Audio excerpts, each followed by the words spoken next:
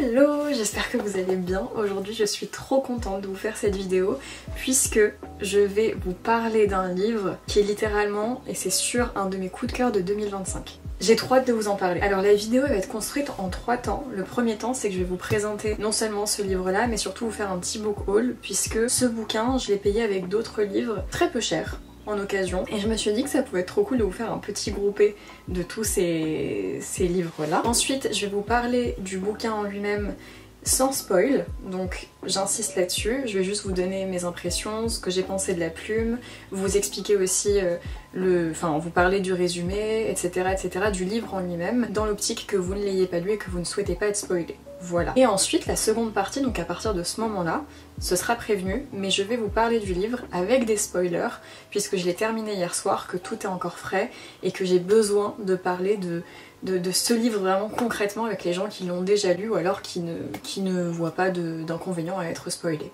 Voilà. Donc, déjà, j'ai ma petite pile ici, je vais vous présenter les livres que j'ai achetés d'occasion, c'était il y a quelques jours, c'était pas prévu que je rachète des livres, mais en fait je suis vraiment tombée sur une occasion en or et je me suis dit, laisser passer cette occasion, ça équivaut à laisser passer la chance d'une vie, vous allez comprendre pourquoi. Et donc encore une fois c'est à Gilbert Joseph, et donc dans les livres en extérieur, je suis tombée sur ce livre là. Alors il est un peu abîmé, vous allez comprendre, de toute façon c'est des livres d'occasion et c'est vrai que moi j'ai un quota un peu d'indulgence par rapport à l'état des livres quand je les paye d'occasion qui est ok, je suis en mode c'est des livres qu'on a déjà vécu, je le prends en considération. Et donc là on est sur une édition reliée en hardback du Thé pour les fantômes, c'est un livre que j'ai vu passer, donc c'est un bouquin avec un geste-page, il est un peu abîmé mais au lieu de 25 €, je l'ai payé 5 €. Voilà, je l'ai vraiment eu pour 5 €, vous allez voir à l'envers, au lieu de 25. Donc comment vous dire que j'étais trop contente, vraiment, on pouvait pas me rendre plus heureuse que ça. Bref, j'étais trop contente de tomber dessus. Le premier livre sur lequel, le second livre sur lequel je suis tombée après l'édition reliée que je vous ai montré, que j'ai pas encore commencé à lire. Celui-là pareil, c'est pas celui que j'ai commencé à lire. On est sur Le parfum des poires anciennes de lui. Ou elle, je ne sais pas. Alors je crois que j'ai déjà entendu parler de ce livre là parce que le titre ne m'est pas inconnu, mais le résumé m'a tellement hypée, je me suis dit ah non mais il faut que je le prenne. Donc je pense que ça va être dans mes prochaines lectures. Je l'ai payé pareil 5 € au lieu de 21,90 €. Et ensuite le dernier, c'est celui sur lequel la vidéo porte. Et en l'occurrence, c'est La vérité sur l'affaire Harry Kéber.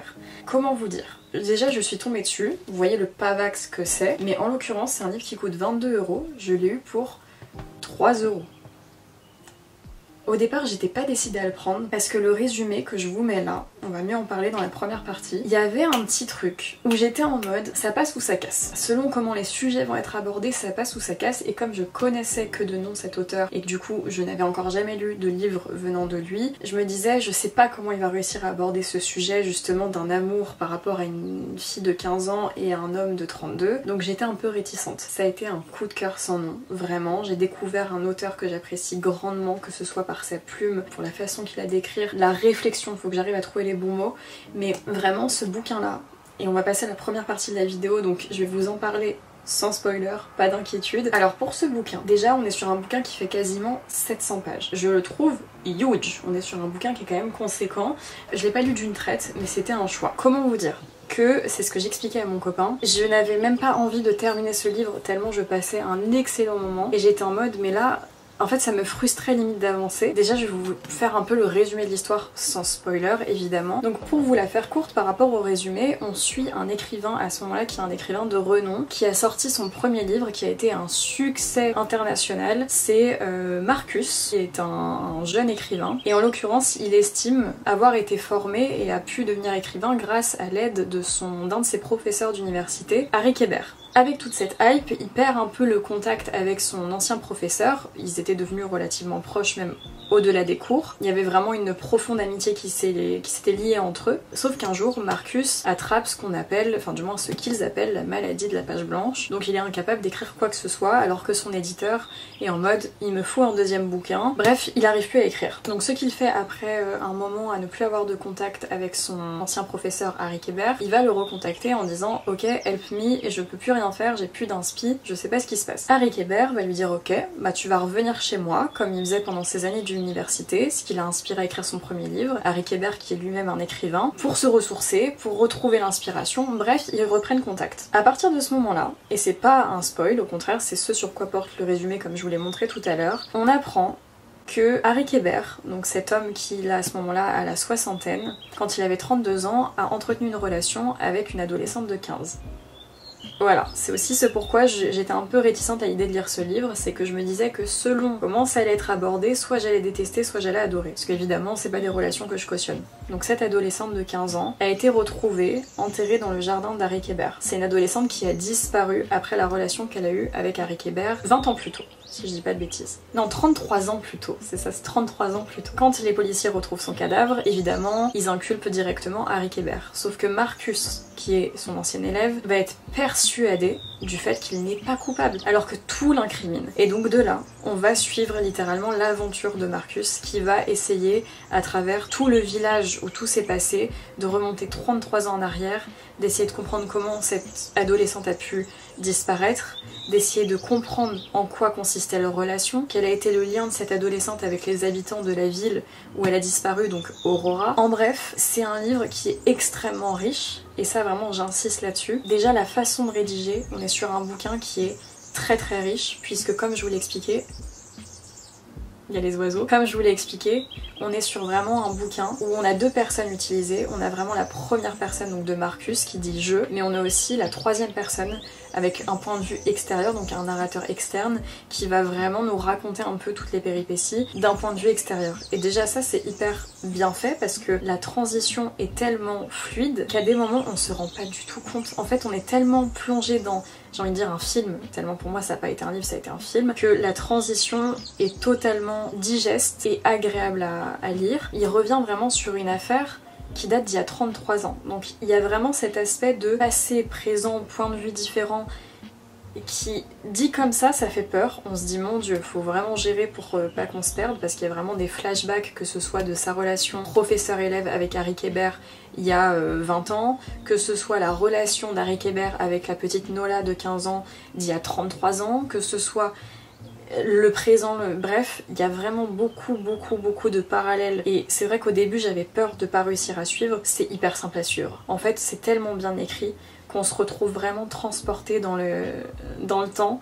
sans même s'en rendre compte et tout, mais vraiment j'insiste là-dessus, tout est logique. Tout est très cohérent, on comprend des choses petit à petit et pourtant le plot twist et les plot twists dont je vais vous parler après dans la seconde partie, pas d'inquiétude ça va pas être maintenant, on est vraiment sur quelque chose, enfin je m'y attendais pas. Et là c'est très compliqué de vous faire un peu mon avis sans spoil, donc ce que je vais faire c'est que je vais vous renvoyer pour ceux qui ne veulent pas avoir de spoil sur mon post Instagram qui normalement sort le jour où sort cette vidéo ou le lendemain. En bref, je vous renvoie dessus, comme ça vous allez avoir mon avis écrit sans spoil. Mais pour ceux qui veulent du spoil, pour ceux qui l'ont déjà lu, bref, on va passer à la seconde partie et ça va me permettre de vous en parler beaucoup plus en détail. Alors, pour la seconde partie, je le reprécise, là il va y avoir des spoils, je vais parler des personnages, je vais parler de certains plot twists. En bref, si vous ne l'avez pas lu et que vous souhaitez le lire, je ne vous conseille pas forcément de voir cette partie puisque je vais vraiment vous dévoiler ce qui se passe durant ces 700 pages, du moins les plus grands points. Ou si vous ne l'avez pas lu et que ça vous est égal, vous souhaitez savoir, je vous en prie, asseyez-vous, je vais vous raconter ce qui se passe dans la vérité sur l'affaire d'Harry Kéber. Comme je vous l'expliquais dans la première partie, on est vraiment sur la base de l'histoire où un jour on retrouve le cadavre de la petite Nola dans le jardin d'Harry Kéber. Donc une petite maison qu'il a achetée pour pouvoir avoir l'inspiration en tant qu'écrivain. Et cette maison d'ailleurs a abrité aussi Marcus quand il était plus jeune et que Harry était encore son professeur, pour lui-même lui donner un peu l'envie d'écrire. Donc il y a vraiment un lien tout autour de cette maison. C'est vraiment, on va dire, l'endroit principal du livre. Et en l'occurrence, un jour, les policiers tombent sur le cadavre de cet enfant de cette adolescente qui a disparu 33 ans plus tôt. Personne ne sait ce qui s'est passé dans cette ville. Du moins, c'est ce qu'on essaie de nous faire croire. En l'occurrence, Harry avoue très rapidement avoir effectivement eu une relation avec Nola, donc Nola Kellergan, qui a 15 ans au moment des faits. On est sur une relation où il l'exprime lui-même, et c'est ça aussi qui a été fort à lire, c'est que on est sur une prise de conscience de la part de Harry à ce moment-là qui a 32 ans par rapport au fait de la différence d'âge et du fait que c'est pas bien d'entretenir une relation avec une enfant de 15 ans, une adolescente. Et en l'occurrence on est déjà sur une relation, c'est une relation sentimentale, d'accord? Donc ça c'est important à préciser aussi. Moi j'avais très peur de ça, alors ça n'excuse en rien, hein, mais j'avais vraiment peur de ça, du fait qu'il y ait vraiment un côté relation vraiment physique. On l'a pas, du moins entre Harry et Nola on l'a pas. Donc déjà ça m'a rassurée parce que j'avais vraiment pas envie de lire ça. Et on est vraiment sur une description littéralement de l'amour entre eux. Harry qui est fou amoureux de Nola mais qui essaye de la raisonner en disant que c'est pas normal, qu'ils peuvent pas faire ça, et donc il prend ses distances. Et à côté de ça on a Nola, une adolescente qui dit se faire battre par sa mère, qui n'est pas bien chez elle, qui cherche du réconfort et qui trouve du réconfort en Harry Kéber. Donc elle s'attache à lui, elle l'aime, vraiment, du moins les mots qu'elle emploie, elle l'aime. Et de là va vraiment tourner toute l'histoire, parce qu'évidemment entretenir une relation avec une adolescente de 15 ans, au moment ensuite où elle disparaît et qu'en plus on la retrouve pas pendant 33 ans, ça fait de vous le criminel idéal, à juste titre.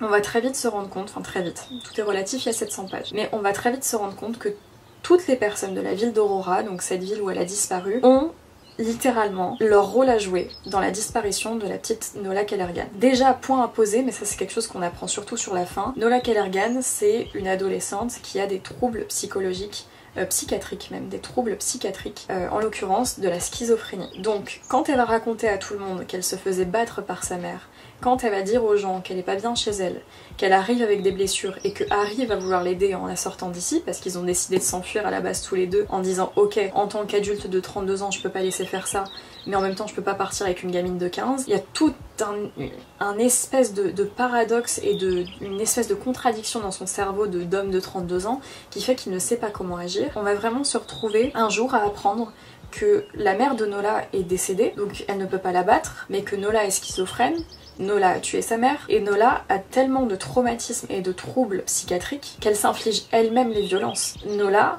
est schizophrène. Et ça a son importance. Parce qu'elle rentrait parfois dans des crises qui faisaient que on pensait dans toute la ville que ses parents la battaient. Et pourtant, personne n'a intervenu. Mais ça soulève aussi un vrai point. Et donc de là, on va vraiment suivre toute cette aventure. Moi, ce qui m'a le plus marqué, vraiment, je vais pas pouvoir expliquer toute l'histoire parce que comme je vous le dis, c'est tellement riche. Tous les personnages, mais vraiment tous les personnages, je pourrais jamais faire une vidéo dessus, tous les personnages ont leur part de responsabilité et ça c'est fou parce que petit à petit on apprend vraiment à déceler la responsabilité de chacun. Et en l'occurrence, moi le plot twist que j'ai le plus aimé, c'est même pas tant d'apprendre qui a tué la petite Nola, c'est vraiment le fait d'apprendre que Harry Kéber n'a jamais écrit le livre qui l'a rendu célèbre.